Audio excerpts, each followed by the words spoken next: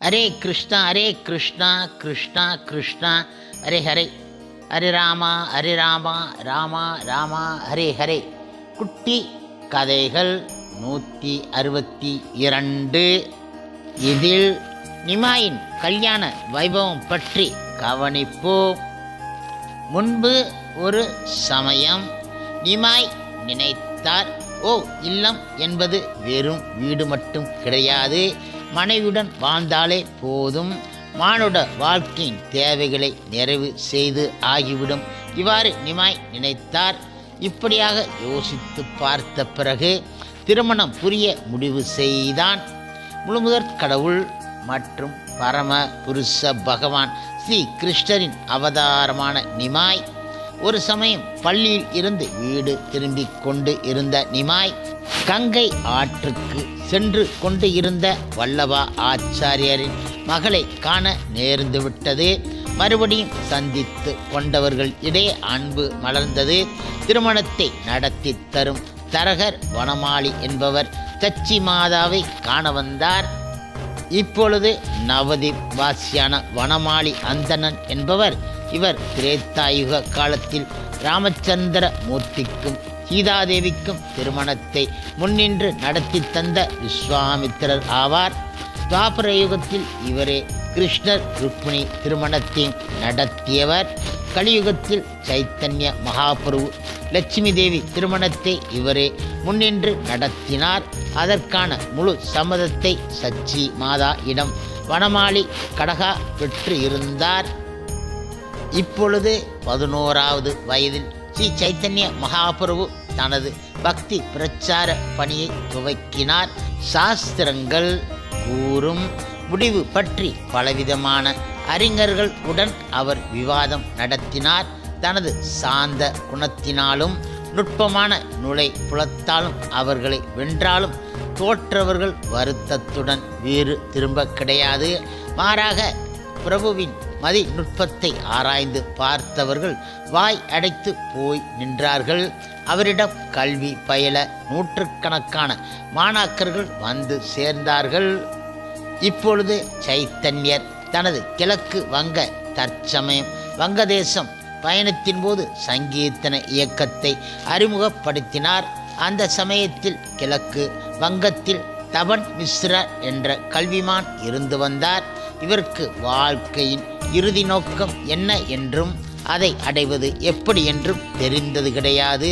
ஒருவர் பல நூல்களை படித்து இருக்கிறார் என வைத்துக் கொள்வோம். அறிஞர்கள் பெருமக்கள் எழுதிய பலவித விளக்க நூல்களையும் படித்து இருக்கின்றார். எங்கோ சந்தேகம் உறுத்துகின்றது. வாழ்க்கையின் இறுதி நோக்கம் புரியாமல் போகின்றது. இப்படிப்பட்ட மனிதர் ஒருவர் உண்டென்றால் அவரே தபன மிஸ்ரர் ஆவார். இப்படியாக இருக்கும் சமயத்தில் ஒரு நாள் தபன மிஸ்ரரின் கனவில் அந்தணன் ஒருவர் தோன்றி நிமாய் பண்டிதர் வீட்டிற்கு சென்று குழப்பத்தில் இருந்து விடுபடும் தெளிவை அவரிடம் பெறுமாறு கட்டளையிட்டார். இப்பொழுது சைத்தன்ய மகாபிரபுவின் தாமரை திருவடிகளில் தபன மிஸ்ரர் தஞ்சம் புகுந்தார். தனது கனவின் முழு விவரங்களையும் அவரிடம் எடுத்து கூறினார். வாழ்க்கையின் லட்சியம், அதை எப்படி அடைவது, வெற்றியின் அடிப்படை போன்றவற்றை அவருக்கு எடுத்துரைத்து பகவான் கிருஷ்ணனின் புனித திருநாமங்களை இடைவிடாது உச்சரிக்குமாறு தபன மிஸ்ரரிடம் மகாபிரபு கூறினார். நவதீபத்தில் சைத்தன்யருடன் இருப்பதற்கே தபன மிஸ்ரர் விரும்பினார். ஆனால் மகாபிரபு அவரை காசி சென்று தங்குமாறும் அங்கு விரைவில் இருவரும் மறுபடியும் சந்திப்பதாக கூறினார். பிறகு தபன மிஸ்ரர் காசி சென்று விட்டார். இப்பொழுது கிழக்கு வங்கத்தில் மக்கள் இடம் ஹரே கிருஷ்ண மகா மந்திர ஜப இயக்கத்தை சைத்தன்யர் பிரச்சாரம் செய்து கொண்டு இருந்த அதே சமயத்தில் லட்சுமி தேவி கணவனின் பிரிவால் துயர் உற்றாள். பிரிவு என்ற நச்சு அரவம், அதாவது பாம்பு தாக்க லட்சுமி தேவி மரணம் அடைந்து வான் உலகு எய்திவிட்டாள். பரமாத்மா ஆன சைத்தன்யருக்கு லட்சுமி தேவியின் மறைவு ஞான திருஷ்டியில் தெரிந்துவிட்டது. மருமகளை இழந்து தவிக்கும் மாமியாருக்கு ஆறுதல் அளிப்பதற்காக பிரபு நவதீபம் புறப்பட்டு விட்டார். நவதீபம் வந்த சைத்தன்யர் வெறும் கையுடன் வர கிடையாது. பொருள் புகழ் அடியார்கள் திருக்கூட்டம் சகிதம் வந்து இருந்தார். சச்சி மாதா இடம் தெய்வ திருவிளையாடல் அனுபவங்களை கூறினார். இப்பொழுது கிழக்கு வங்கத்தில் இருந்து திரும்பிய சைத்தன்யர் தனது உபதேசத்தை துறந்தார். தாம் பெற்ற புலமையால் பல்வேறு அறிஞர்களை வென்றார்.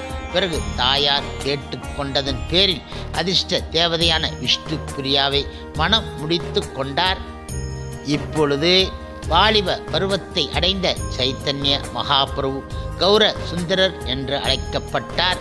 விலையுயர்ந்த அணிகலன்கள், பட்டாடை, கழுத்தில் மாலை, மார்பில் அகில் இப்படி காட்சி தந்தார்.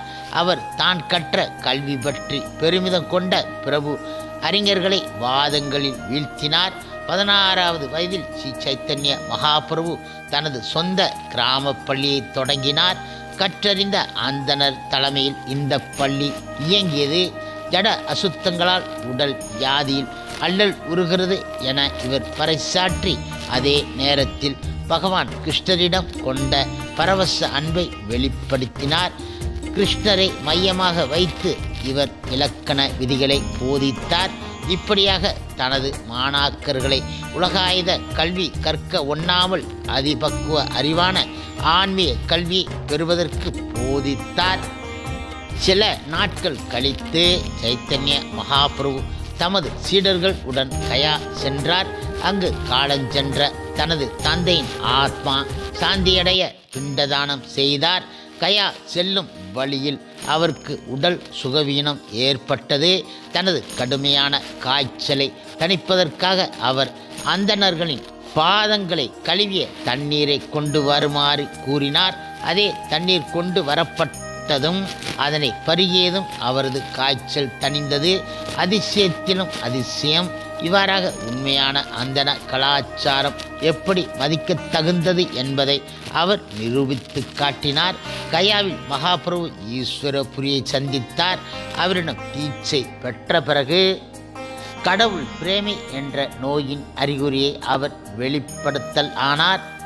ஹரே கிருஷ்ணா கிருஷ்ணா கிருஷ்ணா ஹரே ஹரே, ஹரே ராமா ராமா ராமா ஹரே ஹரே. சில பிரபுபாதரின் சேவையில் இஸ்கான் பக்தர்கள்